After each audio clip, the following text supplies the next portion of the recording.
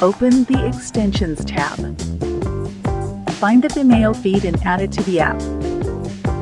Open your site in Mobirise and add the blog with the Vimeo feed from the blogs list. Click on the added blog to enter the app.